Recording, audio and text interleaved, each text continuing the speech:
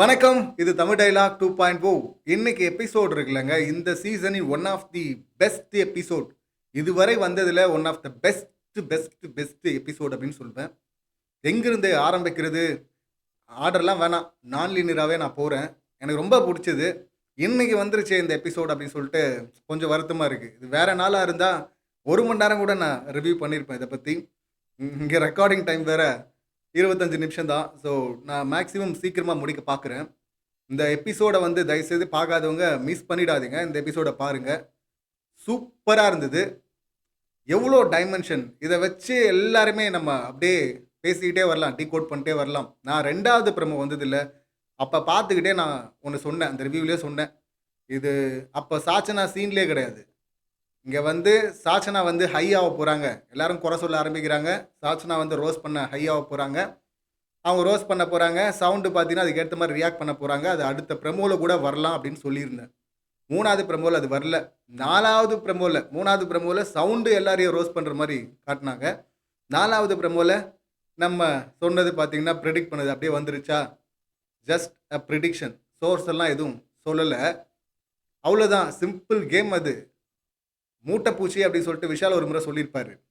சௌந்தர்யாவ பத்தி. அடிக்கிறது ரொம்ப ஈஸி. ஆனா, இதுக்கு ஒரு ஸ்பெஷல் மெஷின கண்டுபிடிக்கிறதுக்காக நாங்க யோசிச்சுட்டு இருக்கிறோம். அதனால தான் லேட் ஆவுது அப்படின்லாம் சொல்லிட்டு இருந்தாப்படி.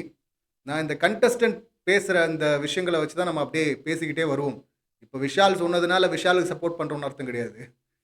இந்த எபிசோட்ல பார்த்தீங்கன்னா, அவ்ளோ கன்டென்ட் இருக்கு. இந்த சீசன் ஃபுல்லா பேசிக்கிட்டே வரலாம். நான் இதுல நெறைய விஷயங்கள மிஸ் பண்ணலாம் வாய்ப்பு இருக்கு. அதெல்லாம் நம்ம தொடர்ந்து பேசிட்டு இருக்கோம்ல, ரிவ்யூ பண்ண போறோம்ல. ஸோ, அதுல வேற வேற இடத்துல அத நிச்சயமா ரெஃபரன்ஸ்க்கு எடுக்க வேண்டியிருக்கும் அப்படின்னு நினைக்கிறேன். இந்த கடைசியா அருண் ஒண்ணு பண்ணார்ல, மிரண்டேன் நானு. இது மொக்க குழந்தை, இன்னசென்ட்ன்னு சொல்லிட்டு வேஷம் போடுறாப்படி. அங்கங்க வந்து ஸ்மார்ட்டா பேசுறாப்படி. அவ்வளோதான் அருண பத்தி வச்சிருந்த ஒப்பீடு. ஆனா இப்ப பார்க்கும்போது மதிப்பீடு சாரி. இப்ப பார்க்கும்போது கடைசியில சொன்னாப்டில்ல, அங்க தர்ஷிகா, அன்ஷிதா, ஆனந்தி இவங்கலாம் இருக்கிறாங்க. அவங்களும் மிரண்டு போயிருப்பாங்க. அருண் இப்படி பேசுனத பார்த்து. சௌந்தர்யாவுடைய கேம பார்த்தீங்கன்னா, பிரிச்சு விட்டாரு அப்படியே. ரொம்ப சிம்பிளா, "டேய் இவ்ளோ தெளிவா இருக்கீங்களேடா நீங்க" அப்படின்னு சொல்லிட்டு எனக்கு சந்தோஷமாயிடுச்சு. ஏன்னா, ரொம்ப அப்பட்டமா தெரியுது. இதுதான் கேமு, இதுதான் ஸ்கிரிப்ட்டு, இங்க தான் இது போய் முடிய போகுது அப்படின்னு சொல்லிட்டு ரொம்ப அப்பட்டமா தெரியுது. ஏன் இங்க வந்து உள்ள இருக்கவங்க இத நோட் பண்ண மாட்றானுங்க அப்படின்னு சொல்லிட்டு யோசிச்சுட்டு இருந்தேன். கரெக்ட்டா பண்ணி புடிச்சு வச்சுட்டார்ல. பிக் பாஸ் வந்து வொர்ஸ்ட் பெர்ஃபார்மருக்காக தேர்ந்தெடுக்கப்பட்டதுனால, டாஸ்க் ஒண்ணு குடுக்குறாரு. எல்லாரும் ரோஸ்ட் பண்ணுங்க அப்படின்னு. நடுவுல இவங்க வந்து ஒரு ரோஸ்ட் ஆரம்பிக்கிறாங்க பார்த்தீங்களா? இது நான் குடுக்குற டாஸ்க் அப்படின்னு சொல்லிட்டு எல்லா ஆண்களும் நிக்க நிக்க வச்சுட்டு, இதுல ஜாக்லின் வேற இன்னும் வந்து சௌந்தர்யா வந்து பாப்பா, பால்வாடிக்கு போற பாப்பா அப்படின்னு சொல்லிட்டு பொத்தி பொத்தி பார்க்குறாங்கல்ல. ஜாக்லினுடைய ஃபேக்னஸ் இங்க தான் வெளியில வருது. இதை தவிர்த்துட்டு நெறைய இடங்கள்ல பார்க்கும்போது ஜாக்லின் ஸ்ட்ராங் பிளேயரா தெரியிறாங்க. ஃபைனலிஸ்ட் ஆயிடுவாங்க அப்படின்னு நம்மளும் சொல்லிட்டு இருக்கிறோம். ஆனா ஜாக்லின் பண்ற மிகப்பெரிய தப்பு இந்த சௌந்தர்யாவுக்கு போய் முட்டு குடுக்குறது. ரொம்ப அப்பட்டமா தெரியுது. அவங்க முட்டு குடுக்குறது ரொம்ப ஃபேக்கா வேற இருக்கு. சௌந்தர்யா இருக்குன்னு நெறைய முறை முதுகுல குத்திருக்கிறாங்க. ஜாக்லின் அழுதா கன்டென்ட்டா மச்சான்? அப்படின்னு கேட்கிற ஆளு தான். கேட்ட ஆள் தான். ஆனா பாருங்க ஓடி போய் முட்டு குடுக்குறாங்க. சாட்சனா வந்து உட்கார சொல்ட்டா. சாட்சனா வந்து கால் மேல கால் போட சொல்ட்டா. அதுதான் தப்பாயிடுச்சு. பேசினதெல்லாம் தப்பில்ல.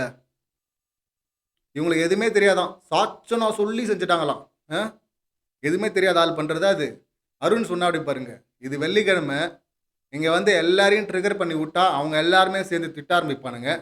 கரெக்ட்டா அதுக்கேத்த மாரி ஒரு ரோஸ்ட் டாஸ்க் வச்சிருக்காங்க. அது பாஸ் பண்ணி ஆரம்பிக்கிறாங்க. இதான் அடிச்சுட்டு மயக்கம் போட்டு விழுந்தா அப்புறம் தண்ணி தெளிச்சுட்டு ஆரம்பிப்பாங்கல்ல முதல்ல இருந்து. அந்த மாரி வச்சிருக்காங்க அந்த டாஸ்க்க.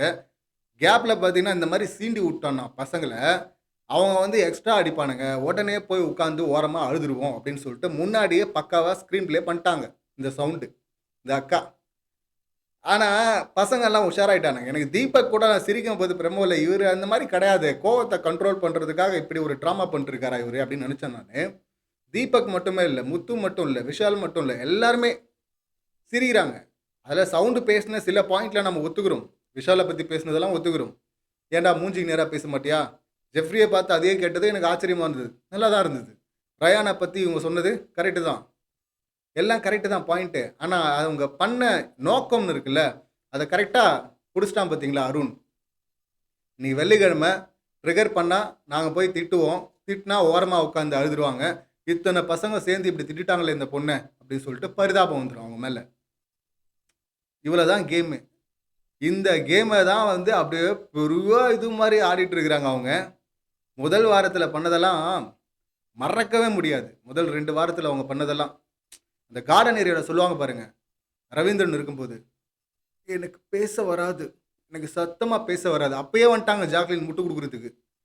அவ என்ன சொல்ல வரான்னா அப்படின்னு சொல்லிட்டு, அப்போ ஆரம்பிச்சதுலேருந்து இப்போ வரையும் பாருங்க, இத்தனை முறை ஏமாத்திருக்கிறாங்க மக்களை. தொடர்ந்து ஏமாத்திட்டு இருக்கு இந்த கேரக்டர் மக்களை. யாராவது ஏமாத்துனாங்கன்னா, இப்போ இவங்க சொன்னாங்கல்ல இவங்களை ஏமாத்திட்டாங்க, சீட் பண்ணிட்டாங்கன்னு, ஏமாத்திட்டாங்கன்னா கண்டம் துண்டமாக வெட்டிடுவேன் கிடச்சா அப்படின்றாங்கல்ல. அந்த கோவம் வர வேணாம், ரோஷம் வர வேணாம் பார்க்குற ஆடியன்ஸுக்கு. நார்மல் ஆடியன்ஸுக்கு இருக்குது. ஆனால் அந்த உருட்டுறானுங்க பாருங்க வந்து இங்கே வந்து ஜெண்டர் பயாஸ்டு, நாங்கள் ஜெண்டர் பயாஸ்டு. போன சீசன் அர்ச்சனாவுக்கு ஜெண்டர் பயாஸ்ட்லேயே பண்ணோம். இப்போ மஞ்சரி நல்லா பண்ணுறாங்க, ஜாக்லின் நல்லா பண்ணுறாங்கன்னு சில இடங்களில் சொல்கிறோம்ல. அதில் என்ன அவங்களாம் என்ன அந்த ஜெண்டர்லேயே வரமாட்டாங்களா? இதில் வந்து திட்டினா வந்து அடங்கிடுவான், கழுவி ஊற்றுனா அடங்கிடுவாங்க. டே நீ போடுற கமெண்ட் வந்து அது உன் கண்ணாடிடா. நீங்கள் போடுங்க. இந்த அலம்பெல்லாம் நாங்கள் பல நாள் பார்த்துட்டோம், பல வருஷமாக பார்த்துட்ருக்குறோம். ஜீரோலேருந்து ஆரம்பித்தோம் நாங்கள் 2 முறை. இது 2வது முறை இது. அதனால் வந்து இதுக்கெல்லாம் வந்து அப்படியே பார்த்தோம், ஐயோ நம்ம வந்து இவங்களுக்கு பேசினா சப்போர்ட் இருக்கு, உருட்டலாம் அப்படின்னு உருட்டுற ஆள் கிடையாது. எங்களுக்கு தெரியும், கிளியராக நம்ம சொல்லிட்டு இருந்ததை அருண் அங்கே பிடிச்சிட்டானா. இன்னொன்று சாச்சனா ப்ரில்லியண்ட்டுங்க. சாச்சனா வந்து குறும்படத்தில் சிக்கியிருக்கிறாங்க, வெளியே போகணுன்னு சொல்கிற ஆள் தான் நானும். எல்லாம் கரெக்டு தான், வச்சு செய்ய மாட்டேங்கிறாரு, ஃபேவரட்டிசம் பார்க்குறாரு, விஜேஎஸ் எல்லாம் கரெக்டு தான். ஆனால் சௌந்தர்யா கேமை கீழ்ச்சி விட்டாங்க பாருங்க. அங்கே அரண்டு போயிட்டாங்க அக்கா. என்னடா இது மொத்த பிளானுமே சொதப்புது, எல்லாரும் கீழ்ச்சி தொங்க விடுறாங்கன்னு கடைசியில் சாச்சனாவை பலிகாடு ஆகிட்டாங்க பாருங்க. பலியாடு சாச்சனாவாம். சாச்சனா சொன்னது வந்து ஹர்ட் ஆகிடுச்சான். எப்படி நீங்கள் போய் எல்லாரும் கிடுக்கிறீங்களா? அப்பெல்லாம் ஹர்ட் ஆகலையோ? அவங்கெல்லாம் ஹர்ட் ஆக மாட்டாங்களா? அவங்களாம் லெட்டர் எடுத்து படிக்க மாட்டாங்களா? அவங்களாம் நினச்சி அழ மாட்டாங்களா? சாச்சனா சொன்னாங்க பாருங்க, முதல் 2 வாரம் இப்படி இருந்தீங்க, நான் கூட உங்களை நம்பினேன், உங்களுக்கு ஆதரவாக பேசினேன். அந்த பக்கம் ஒன்றா சேர்ந்து குரூப்பிசம் பண்ணுறாங்க, டார்கெட் பண்ணுறாங்கன்னு சொன்னீங்க. ஆனால் இப்போ தெரியுது நான் தான் முட்டாளாக இருக்கிறேன், நீங்கள் தான் அந்த மாதிரி போர்ட்ரே பண்ணியிருக்கிறீங்க. இப்போ விஜேஎஸ் போன வாரம் திட்டினாரு, பெருசாலாம் சம்பவம் பண்ணல, லைட்டாக தான் பண்ணார். திட்ட ஆரம்பித்தார், வச்சு செய்ய ஆரம்பித்தார், அவ்வளோதான். உடனே பேக் டு ஃபார்ம். எந்த ஃபார்மு? முதல் வாரம் உடனே நான் ரொம்ப பாவம், அப்படியே சாச்சனாவே டிகோட் பண்ணிட்டாங்க, அந்த கேமை முடிச்சிட்டாங்க. இது சொன்னதும் அதுக்கப்புறம் அக்காவுக்கு ஏதாவது சொல்கிறது இருக்கான்னு, அடுத்து என்ன, ஓகே ஸ்டார்ட், டேப்பை துற, அழு, சீனை போடு. ஹட்டு மற்றவங்கள ஹர்ட் பண்ணும்போது அப்படியெல்லாம் வரல. மாசு 3rd ப்ரமோ பார்த்துட்டு மாசான் இவனுங்களுக்கு, இந்த உருட்டுகளுக்கு. 4th ப்ரமோ பார்த்துட்டு ஐயோ இன்னசென்ட்டு. இதில் சில பேர்லாம் என்ன போட்டாங்கன்னா பதிவு, முத்துக்குமரன் வந்து நல்ல வாய்ப்பு ரோஸ் பண்ணுறதுக்கு மிஸ் பண்ணிட்டான்னாங்க. அந்த பதிவெல்லாம் பார்த்துருந்தேன். அப்படியெல்லாம் மிஸ் பண்ணக்கூடிய ஆள் கிடையாது முத்துக்குமரன்.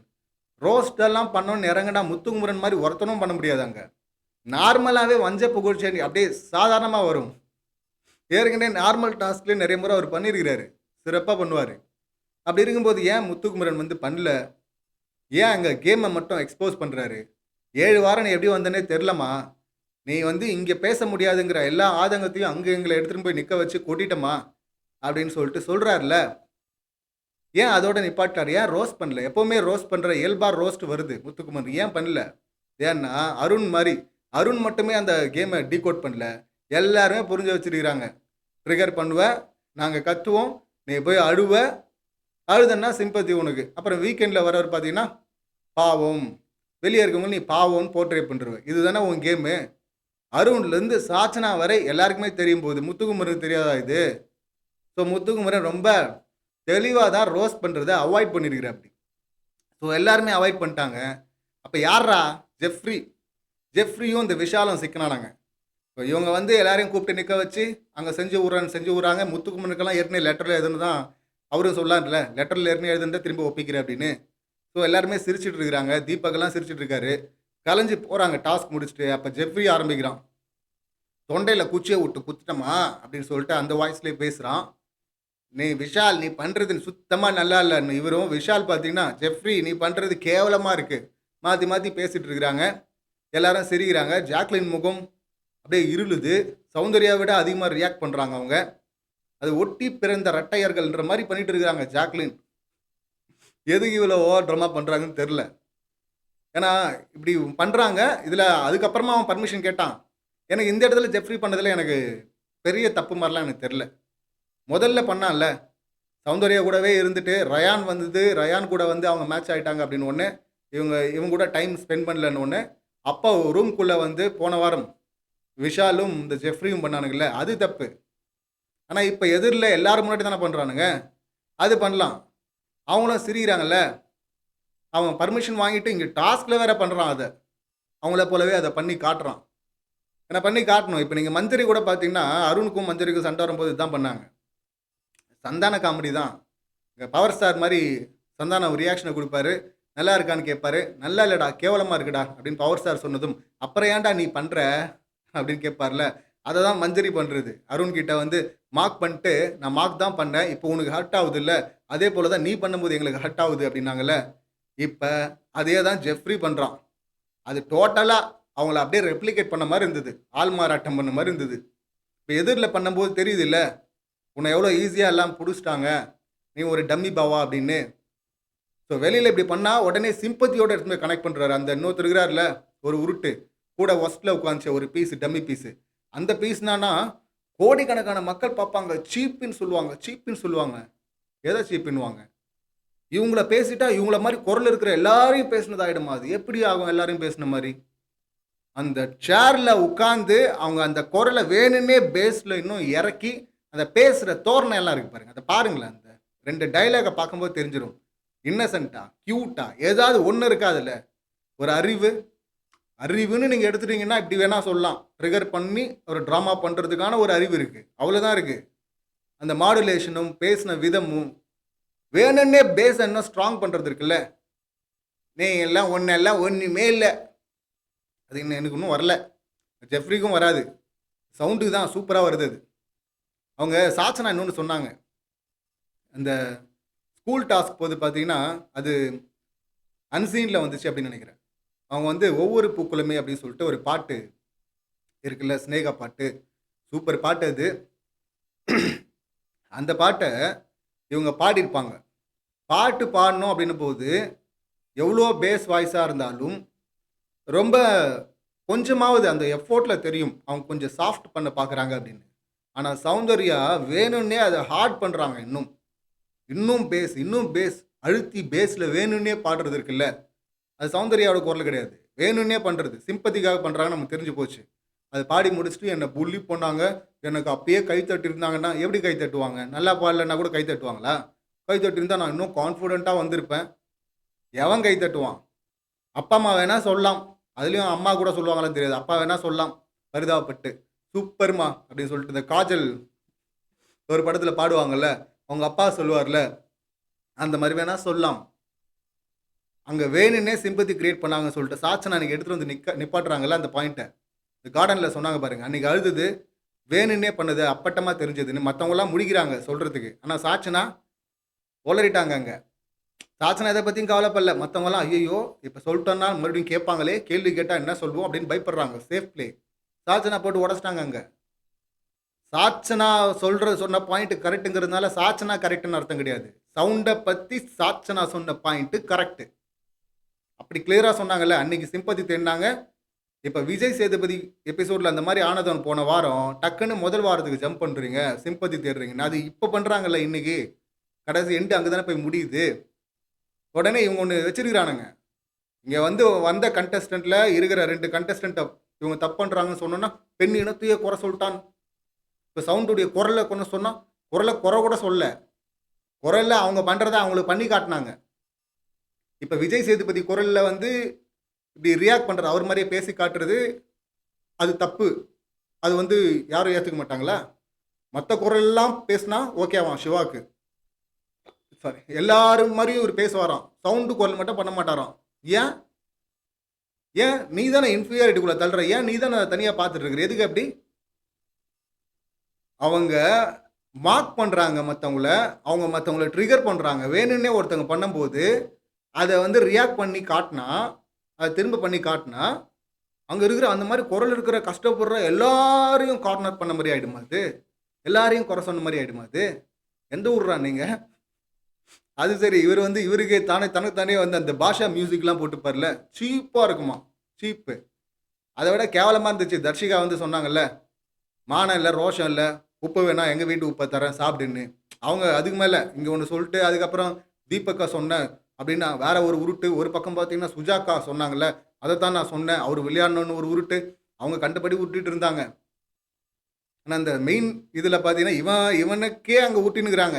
அங்கே வந்து ரொம்ப தப்பாக இருக்குது, கழுவி கழுவி ஊற்றிருக்கிறாங்க.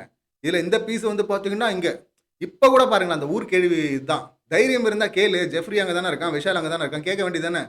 இல்லைடா அது மாதிரி பண்ணாதடான்னு சொல்லியிருக்க வேண்டியது தானே. அங்கே வராது, அங்கே பண்ணி முடிச்சிடணும். அவங்க பற்றியா இந்த ஊர் கேள்வி வேலையை பார்க்குறதுக்கு வெளியவே இருந்திருக்கலாமே, அது எதுக்கு அங்கே உள்ளே போகணும். இதில் அவங்க சௌந்தர்யா சொல்கிறாங்க, இல்லை என்கிட்ட பர்மிஷன் தான் கேட்டான், எனக்கு அப்படி தோணலை அப்படின்னாலும் ஒரு ஃப்ரெண்டாக அப்படி பண்ணக்கூடாது இல்லை. அடேங்கப்பா, சிம்பதி மகான்களா எல்லாருமே இருக்கிறாங்க பாருங்களேன். சிம்பதியை வச்சே டைட்டில் போயிடணுமா? எப்பட்றா அது? மனசாட்சி கொஞ்சம் கூட இல்லாமல். 3வது பிரமோக்கு ஃபயரு, 4வது பிரமோக்கு பார்த்தீங்கன்னா இன்னசென்ட்டா அவங்க. முத்து பயப்படுறான், முத்து வந்து ரோஸ்ட் பண்ணலை. ஏன் பண்ணணும் ரோஸ்ட்டு? இவங்க வலை விரிப்பாங்க, வந்து மாட்டுவாங்களா அந்த வலையில். சூப்பராக பசங்கள்லாம் பார்த்தீங்கன்னா எஸ்கேப் பண்ணாங்க. இந்த 2 பேர் பண்ண சம்பவத்தை வந்து ஹைலைட் பண்ணி வேணா விஜய் சேதுபதி இந்த சிவகுமார் பேசினாரு அந்த மாதிரி வேணா உருட்டலாம். அவங்க எல்லா பெண்களையும் சொல்ல, சௌந்தர்யா அப்படிங்கிற ஒரு கேரக்டர் என்ன பண்ணுறாங்களோ அதை தான் அங்கே சொன்னாங்க. ஆனால் எல்லாத்துக்கும் மேலே நான் மிரண்டது இந்த ஆனந்தி. எதை மீன் பண்ண வராங்க ஆனந்தி? நம்ம சொல்லிக்கிட்டே இருக்கிற ஒரு விஷயம், சரி ஒரு பெண் கண்டஸ்டன்ட்டு அப்படி நம்ம திரும்ப திரும்ப ரொம்ப ஸ்ட்ராங்காக சொல்லிடக்கூடாது, சில விஷயத்தை அவாய்ட் பண்ணிட்டே வரும். இங்கே முதல்ல இருந்து ஜெஃப்ரியோட இருக்கிறாங்க. ரயான் வந்ததும் ஜெஃப்ரியை கட் பண்ணிட்டு ரயானோட ஒரு வாரம். இப்போ பார்த்தீங்கன்னா ரயான் வந்து எதுக்கு வந்திருக்குன்னே தெரில, நீ வந்து ஜால்ரா தட்டுற அப்படின்றாங்க. இப்போ ஜெஃப்ரி கூட ஃபுல்லாக இருக்கிறாங்க. ரயான் கூட இருக்கும்போது இவன் கோச்சிக்கிறான், அங்கே போனான், இங்கே வந்தா அவன் கோச்சிக்கிறான், அவன் திரும்ப வரல. இப்போ அதனால தான் இவங்க வந்து ரயானை வந்து குறை சொல்கிறாங்களா இவங்க? இப்போ அதைத்தான் வந்து இவங்க இப்படி மீன் பண்ணுறாங்களா? இவங்க டீமுன்னா அதுதானே டீமு. அதோட சேர்த்தா ஜாக்லினை வச்சுக்கலாம் டீமுன்னு. அந்த இருட்டுக்கடை பிரியாணி போன வாரம் செஞ்சுட்டு இருக்கும்போது எபிசோட், விஜய் சேதுபதி எபிசோட் முடிஞ்சு செஞ்சுட்டு இருக்கும்போது நைட்டு ரொம்ப நேரமாக பேசிகிட்டு இருக்கிறாங்க. ரயான் அங்கே இருக்கிறான், ஜாக்லின் இவங்க. ஜாக்லின் அதான் சொல்கிறாங்க, முதல் 2 வாரம் நீ ஒன்று இருந்த மச்சான், அப்புறம் நீ வேறவா மாறின, இப்போ நீ முதல்ல நடிச்சது ஃபஸ்ட்டு இருந்தது வந்து நடிப்புன்னு நான் சொல்லலாம், உனக்கு கோவம் வரும்ல அப்படின்றாங்க. ஆமாம் அதுதான் உண்மை. அதே போல் நான் கோவமாக இருந்தேன், இப்போ என்னை பார்த்து கோவப்படுறேன் சொன்னால் எனக்கு கோவம் வரும் அப்படின்னு இவங்க 2 பேருமே தப்பு தான் பண்ணீங்க, தப்பு தான் பண்ணுறீங்க அந்த விஷயத்தில். அப்படி மாற்றி மாற்றி பார்த்தீங்கன்னா அதை நியாயப்படுத்திக்க ட்ரை பண்ணிருந்தாங்க ரொம்ப நேரமாக. அதில் தான் அந்த இருட்டுக்கடை பிரியாணிலாம் அவங்க செஞ்சது. அப்புறம் ரயான் இங்கேருந்து போனது. ஸோ இப்போவும் பார்த்தீங்கன்னா ஜாக்லின் திரும்ப திரும்ப வந்து அவங்க கால் மேலே கால் போட்டது உட்காந்தது தான் தப்பு, பேசுனது தப்பு இல்லை. அவங்க கேம் அழகாக பசங்க பிடிச்சிட்டானுங்க. ஸோ இனி இவங்க கேமு அங்கே ஒர்க் அவுட் ஆகாது. இனி வாய்ப்பில்லை ராஜா, பிடிச்சிட்டாங்க எல்லாம் மொத்தமாக நாராக கீழ்ச்சி விட்டாங்க முகத்திரையை.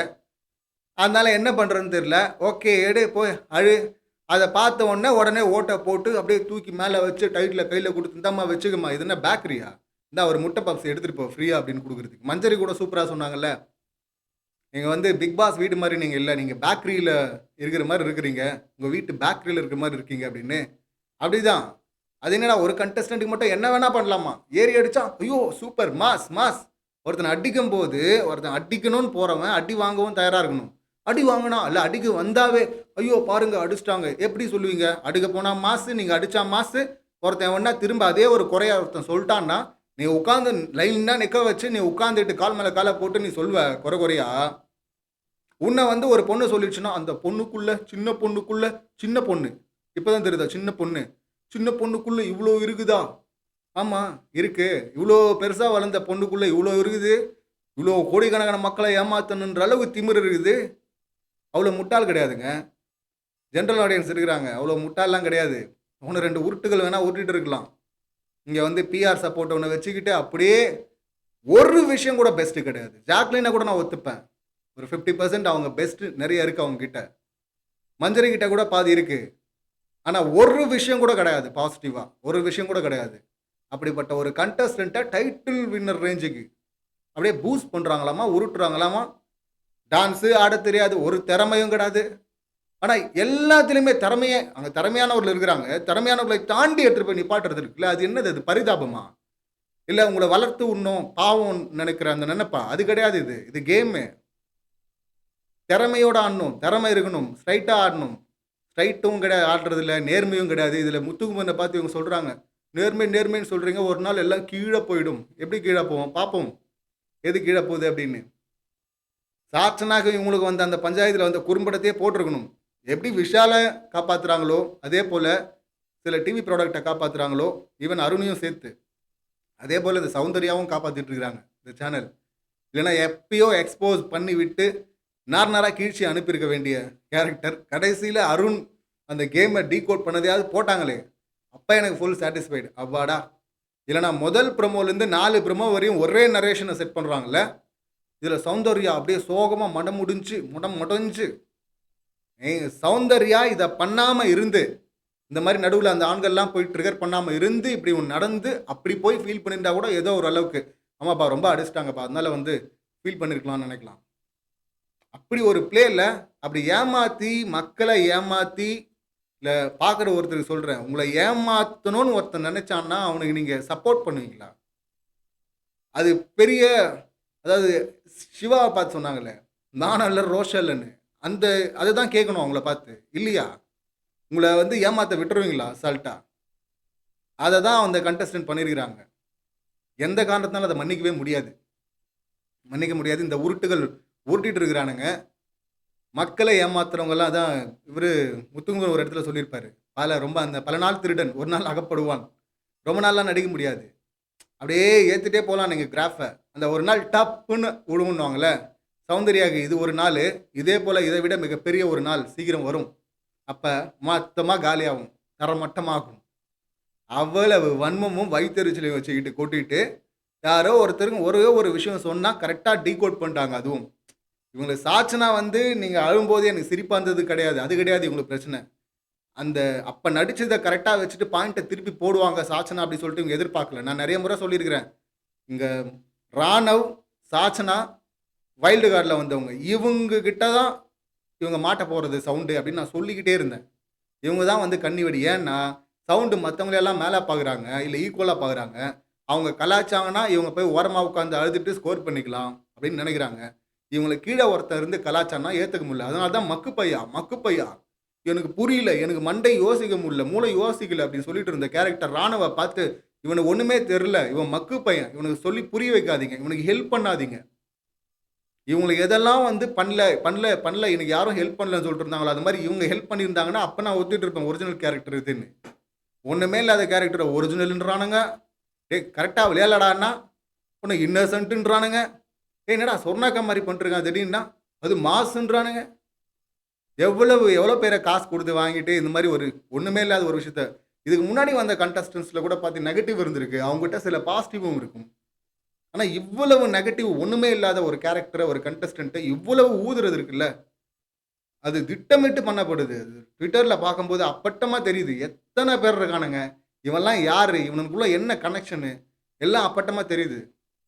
இந்த மேலோட்டமாக அந்த மேம்போக்கா நாங்கள் எல்லாருக்கும் மேலே அப்படின்னு நினச்சிட்டு இருக்க அந்த எலைட்டு குரூப் இருக்குல்ல, அந்த குரூப் திட்டமிட்டு பண்ணிட்டு இருக்கானுங்க இதை. இவங்க வந்து மாதம் இவங்களுக்கு எதாவது பேசுகிறாங்க, ஐயோ பாருங்க சவுண்டு.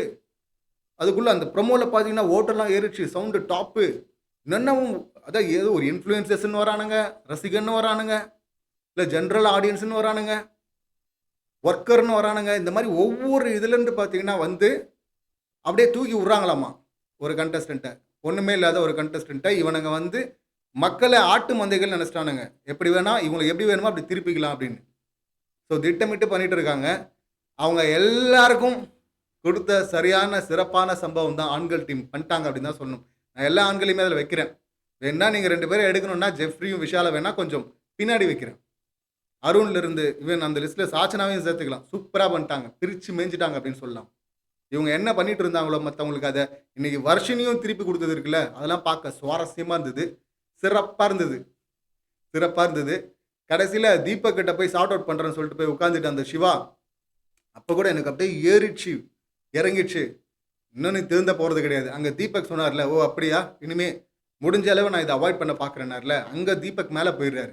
அங்கே போய் பில்டப் பண்ணுறேன்னு பண்ண இல்லை இங்கே வந்து ஊர்க்கேடுவித்தனத்தை பண்ணிட்டு இருக்கிற, இங்கே சவுண்டுக்கு பார்த்துட்டு அப்படியே கோடிக்கணக்கான மக்கள்லாம் பார்த்தீங்கன்னா சீப்புன்னு சொல்லுவாங்கன்னு. சீப்பு இது இல்லை, போன வாரம் பண்ணது சீப்பு. இதை விட பல சீப்புகள் வந்து அக்கா பண்ணியிருக்கிறாங்க அதே ஜெஃப்ரியோட சேர்ந்து. இப்போ ஆனந்தி விஷயம் சொல்ல வந்தேன்ல, ஆனந்தி வந்து எதை சொல்ல வராங்க?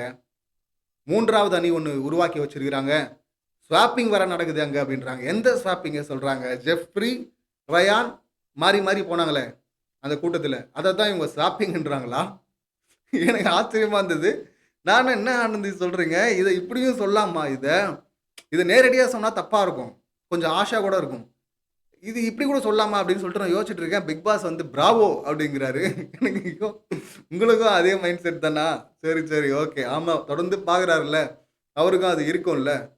ஸோ சிறப்பாக ஆளால் என்னென்ன பண்ணமோ எல்லாமே சிறப்பாக பண்ணி விட்டாங்க. சிலர் வச்சு கிழிச்சு விட்டாங்க முகத்திரை, சிலர் பக்கத்தில் போகாமல் தூரமாகவே நின்றாங்கல்ல, அதுவும் சம்பவம் தான்.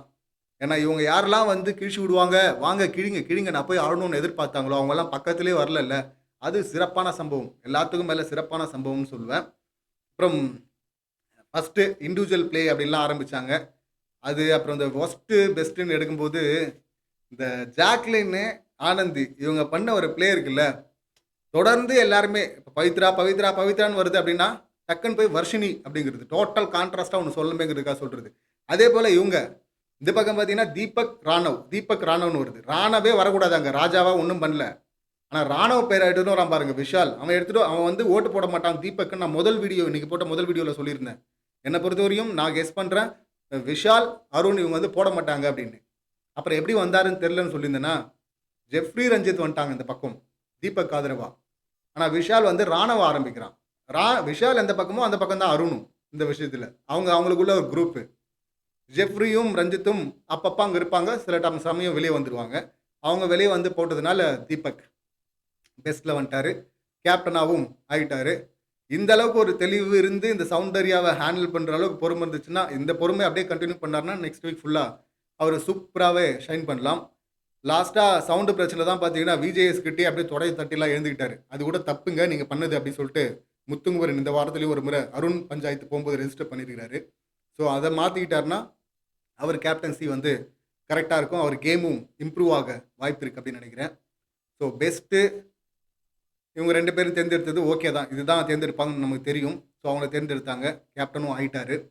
இதை தாண்டினா ஆனந்தி ஜாக்லின் மேலே செம்ம கடுப்பில் இருக்கிறாங்கன்னு தெரியுது. அதே போல் ஜாக்லின் சாச்சனா மேலே செம்ம கடுப்பில் இருக்காங்கன்னு தெரியுது. அவ்வளோ தூரம் வந்து ஜாக்லின் ஒரு பெரிய தத்துவம் மாதிரி பேசிகிட்டு இருக்கிறாங்க. பியூர் வாட்ரு, இங்கே வந்து மண்ணு வாட்ரு, இது வேணும், வைரஸ் வந்துச்சுன்னா காப்பாற்றணும்லாம் சொல்லிட்டு இருக்கும்போது சாச்சனா சிம்பிளாக ஒரு இதில் முடிச்சிட்டாங்க. சாப்பாடை பற்றி பேசாதீங்க அப்படின்னு சொல்லிட்டு உதாரணம் கொடுக்க வரும்போது சாப்பாடு மேட்டர் எடுத்துன்னு வராங்க. சாப்பாடை பற்றி பேசாதுன்னு பார்த்தீங்கன்னா அங்கேயே முடிஞ்சு போச்சு. அவ்வளோ தூரம் பேசினதெல்லாம் என்னங்க இது மேன்லா, இது எப்படிங்க எரியும் அப்படின்னு புடுங்கினா எப்படி இருக்கும், அந்த மாதிரி சாச்சனாங்க பிடுங்கி விட்டாங்க. அதுக்கப்புறம் இவங்க வந்து கலாச்சிட்டு இருந்தாங்கல்ல, அதெல்லாம் உண்மைதான். ஆனந்தி பின்னாடி பேசுகிறாங்க, மண்டையை கழுவுறாங்க, எல்லாம் உண்மைதான். ஆனால் ஜாக்லினை பற்றி அங்கே சொன்ன கமெண்ட் வந்து கரெக்டு தான். ஏன்னா நிறைய இடத்துல இவங்க பிரில்லியன்ட் போல இருக்கு நினைக்க வைக்கிற மாதிரி ஒன்று பண்ணுறாங்க ஜாக்லின். ஆனால் அதுக்கப்புறம் போய் படு மொக்கையாக ஒன்று பண்ணுறாங்கல்ல, அது ஜாக்லினா இது ஜாக்லினான்னு குழப்பம் வருது இல்லை. ஸோ அதை தான் அவங்க கலாச்சிட்டு இருந்தாங்க. எல்லாம் எனக்கு தெரியும், எனக்கு புரியும். இப்போ கூட பாருங்கள், யாராவது ஒருத்தங்க இப்போ வர்ஷினி எல்லாரும் குத்துறாங்க ஃபஸ்ட்டில் அப்படின்னா, வர்ஷினிக்கு முன்னாடி ஃபஸ்ட்டு விளையாடவே ஆரம்பிக்கலன்னு குத்துனாங்கல்ல ஃபஸ்ட்டு டாஸ்கில். ஸோ வர்ஷினிக்கு போயிட்டு முதல் ஆளாக போய் நின்றுட்டு அங்கே போயிட்டு அங்கே தான் ஃபோக்கஸ் வரும்னு இவங்க தெரிஞ்சுக்கிட்டாங்க. இவங்க வந்து மீடியாவில் இருக்காங்கல்ல, இப்போ ஒருத்தரை போட்டு எல்லாரும் குத்துறாங்கன்னா அவங்கள தான் கேமரா ஃபாலோ பண்ண போது தனியாக போனான்னா ஓடி போயிட்டு அங்கே போய் ஆறுதல் சொல்ல போயிடுறாங்க. இதை தொடர்ந்து ஜாக்லின் பண்ணிட்டு இருக்காங்க, அது ஒட்டவே இல்லை.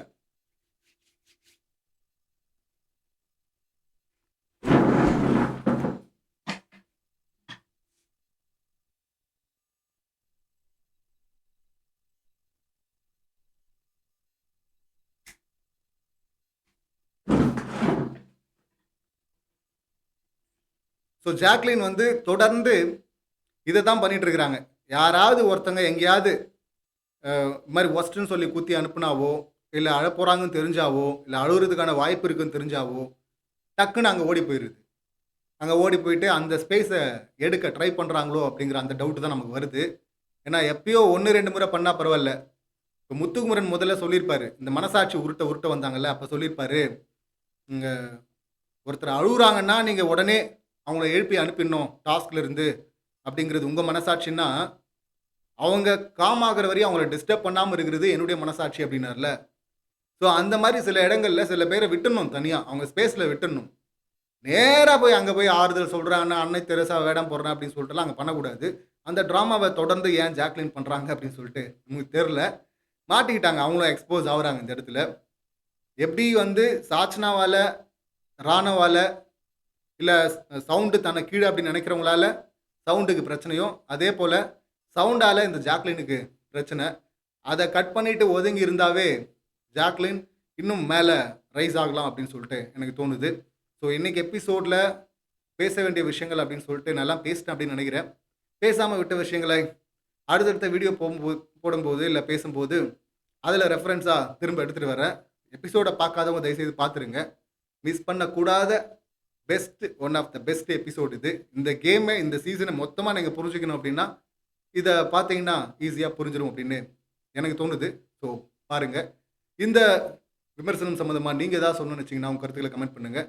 மீண்டும் அடுத்த வீடியோவில் சந்திக்கலாம். நன்றி, வணக்கம்.